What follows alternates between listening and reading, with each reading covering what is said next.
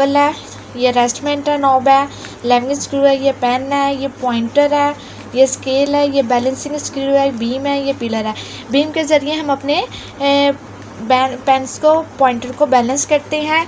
Balancing screw के ज़रिए हम अपने पेन्स को बैलेंस करते हैं और लेवलिंग स्क्रू के ज़रिए हम अपने लेवल को बैलेंस करते हैं। सबसे पहले हम अपने लेवल को बैलेंस करते हैं ताकि ये प्लेन सरफेस पे हो। प्लेन सरफेस पे अपने फिज़िकल बैलेंस को रखना है और लेवलिंग स्क्रू के ज़रिए हम अपने लेवल को पेन और लेवल के दरमियान डिस्टेंस रखते हैं ताकि पेन्स को अपवर्ड और डाउनवर्ड मूव करने में आसानी हो। अगर पेन बिल्कुल लेवल के साथ अटैच होगा तो ये अपवर्ड और डाउनवर्ड मूव नहीं करेगा। फिर हम अपने बीम को, अपने स्केल को अपने बीम के ज़रिए अपने पॉइंटर को बैलेंस करते हैं और ज़ीरो पर इसका फोकस करते हैं। तो जब हम अपने बीम के ज़रिए पॉइंटर को बैलेंस करके ज़ीरो पर फोकस करते हैं ताकि ये पेन्स बराबर हो जाए, आगे पीछे मूव ना करें। फिर हम अपना वेट पेन पर रखते हैं। जितने हमने मैथ मेजर करना होता है, जितने वेट का हमने मैथ मेजर करना होता है, उतने वेट का मैथ हम इधर रखेंगे। फिर अननोन क्वांटिटी को इधर रखेंगे ताकि हमारा बैलेंस हो जाए। जितनी वेट होगा पॉइंटर, उतने वेट की रीडिंग शो करेगा स्केल पर। और जब हम पेन में अपना मैथ रख देंगे, अननोन मैथ रखेंगे, फिर जब हमें अपना बैलेंस मालूम नहीं हो तो उतना वेट इंक्रीज़ करते रहेंगे जब तक हमें अपने अननोन मैथ की क्वांटिटी मालूम ना हो जाए कि वो कितने वेट का है। हम अपना वेट इंक्रीज़ करते रहेंगे इस पेन में जब तक हमें मालूम ना हो जाए कि हमारा अननोन मैथ कितना है।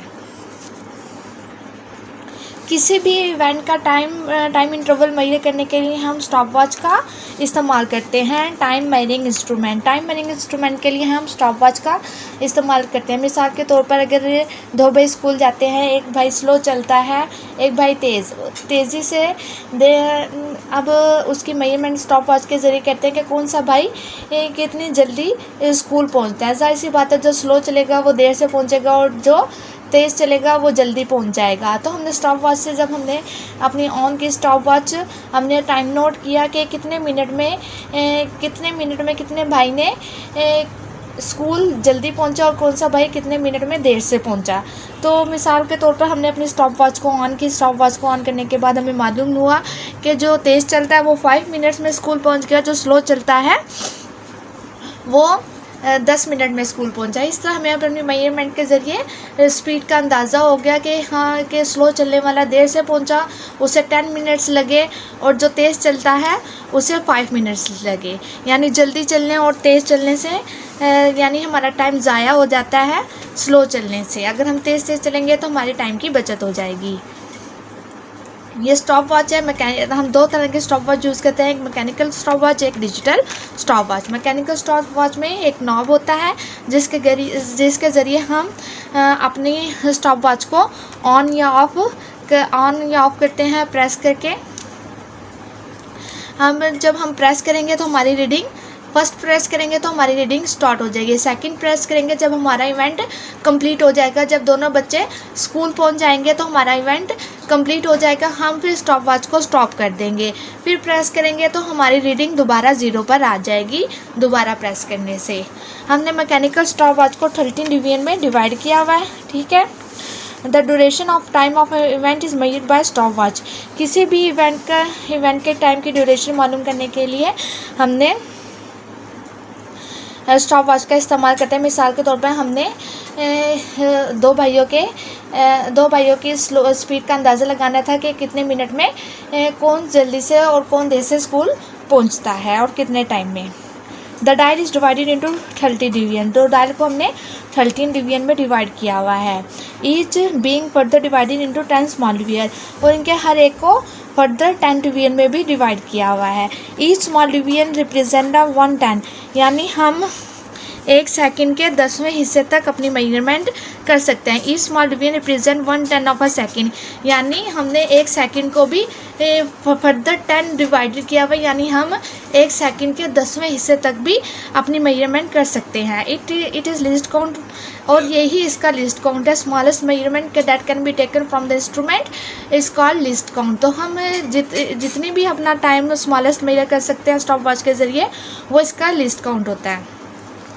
अब डिजिटल स्टॉप वॉच भी हमें मीटर पे रीडिंग शो करता है। इस साइड पे एक बटन होता है जिससे हम स्टार्ट करते हैं, स्टॉप करते हैं और अपनी रीडिंग को रीसेट कर सकते हैं। वॉल्यूम मेजरिंग इंस्ट्रूमेंट, जिस तरह हमने अपनी लेंथ मेजर की, मास मेजर करने के लिए इंस्ट्रूमेंट और टाइम मेजर करने के इंस्ट्रूमेंट इस्तेमाल करते हैं, इसी तरह लिक्विड और सॉलिड ऑब्जेक्ट का वॉल्यूम मेजर करने के लिए हम मेजरिंग सिलेंडर का इस्तेमाल करते हैं।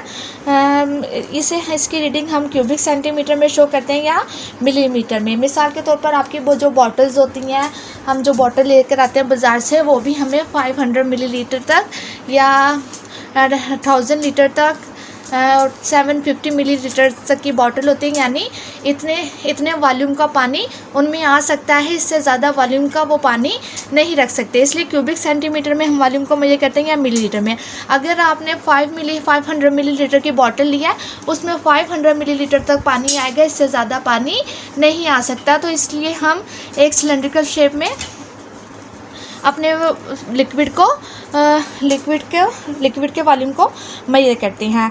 और नॉन डिज़ोल्व सॉलिड्स, जो सॉलिड्स डिज़ोल्व नहीं होते, उनके वॉल्यूम को मेजर करते हैं मेजरिंग सिलेंडर के ज़रिए।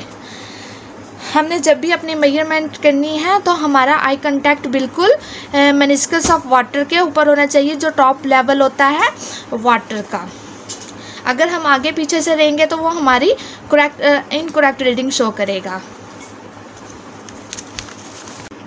डिस्प्लेसमेंट कैन मेथड में हम डिस्प्लेसमेंट कैन का इस्तेमाल करते हैं सॉलिड ऑब्जेक्ट का वॉल्यूम फाइंड करने के लिए। एक हमने डिस्प्लेसमेंट कैन लिया, उसमें पानी भरा, हमने अपनी जहाँ तक इसका सुराख है उससे पीछे तक हमने पानी भरना है ताकि हमें अपना वॉल्यूम मेजर करने में आसानी हो। फिर एक हमने बाउल लेना है जिसमें ये पानी गिर जाएगा जितना वॉल्यूम अप होगा।